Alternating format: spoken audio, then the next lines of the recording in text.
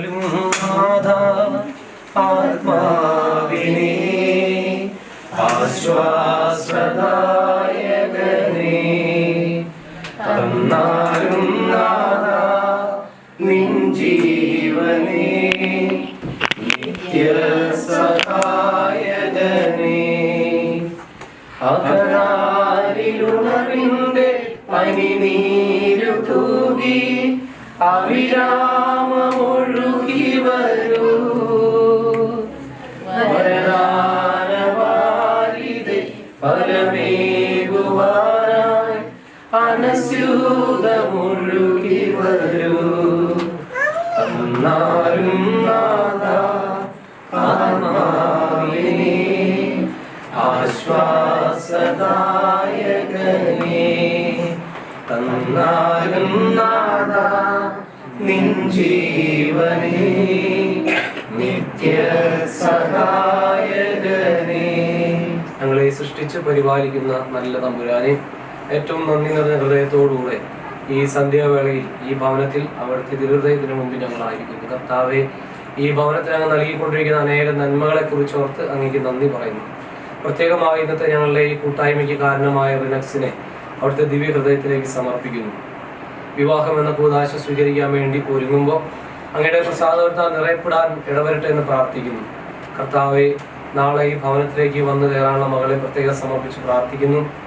റിനക്സിനോടും ഈ കുടുംബത്തിലെ മറ്റംഗങ്ങളോടും ഏറ്റവും ചേർന്ന് പോകാനുള്ള കൃപാവനങ്ങൾ നൽകി അവളെ അനുഗ്രഹിക്കണമേ.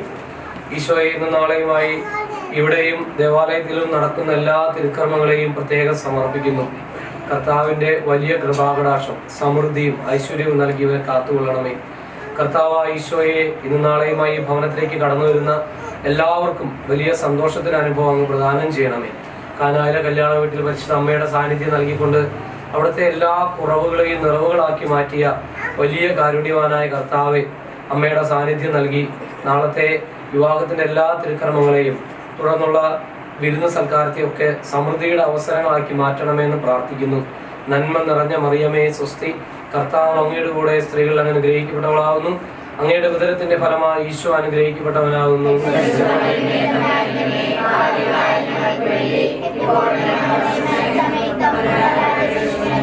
നന്മ നിറഞ്ഞ മറിയമേ സ്വസ്തി, കർത്താവ് അങ്ങയുടെ കൂടെ സ്ത്രീകളിൽ അങ്ങ് അനുഗ്രഹിക്കപ്പെട്ടവളാകുന്നു. അങ്ങയുടെ ഉദരത്തിന്റെ ഫലമായി ഈശോ അനുഗ്രഹിക്കപ്പെട്ടവനാകുന്നു.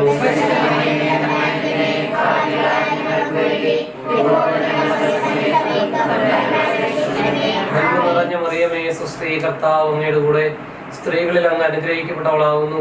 അങ്ങയുടെ ഉദരത്തിന്റെ ഫലമായ ഈശോ അനുഗ്രഹിക്കപ്പെട്ടവനാകുന്നു.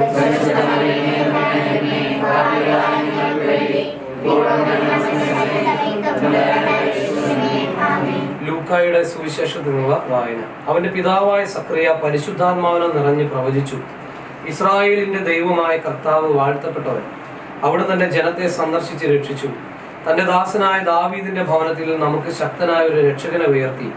ആദ്യം മുതൽ തന്റെ വിശുദ്ധന്മാരായ പ്രവാചകന്മാരുടെ അധരങ്ങളിലൂടെ അവിടെ അരുളി ചെയ്തതുപോലെ ശത്രുക്കളിൽ നിന്നും നമ്മെ വെറുക്കുന്നവരുടെ കയ്യിൽ നിന്നും നമ്മെ രക്ഷിക്കുവാനും നമ്മുടെ പിതാക്കന്മാരോട് വാഗ്ദാനം ചെയ്ത കാരുണ്യം നിവർത്തിക്കുവാനും നമ്മുടെ പിതാവായ അബ്രാഹത്തോട് ചെയ്ത അവിടുത്തെ വിശുദ്ധമായ ഉടമ്പടി അനുസ്മരിക്കാനും ശത്രുക്കളുടെ കൈകളിൽ നിന്നും മോചിതരായി നിർഭയം പരിശുദ്ധിയിലും നീതിയിലും എപ്പോഴും അവിടുത്തെ മുമ്പിൽ ശുശ്രൂഷ ചെയ്യാനും വേണ്ടിയിട്ടുള്ള അനുഗ്രഹം നമുക്ക് നൽകാനുമായിട്ടാണ് ഇത്.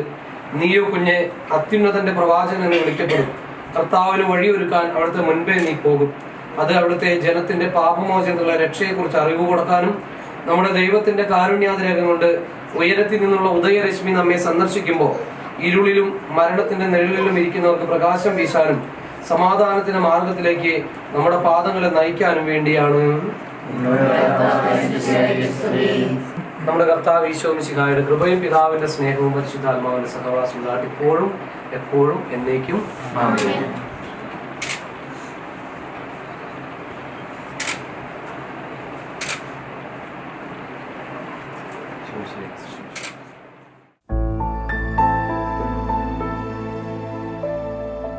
തമ്പുരാനെ, വിശുദ്ധകുരിശിന്റെ അടയാളത്താലെ ഞങ്ങളുടെ ശത്രുക്കളിൽ നിന്ന് ഞങ്ങളെ രക്ഷിക്കുക. ഞങ്ങളുടെ പിതാവിന്റെയും പുത്രന്റെയും പരിശുദ്ധാത്മാവിന്റെയും നാമത്തിൽ ആമേൻ. ചെറുക്കന് മധുരം കൊടുക്കട്ടെ.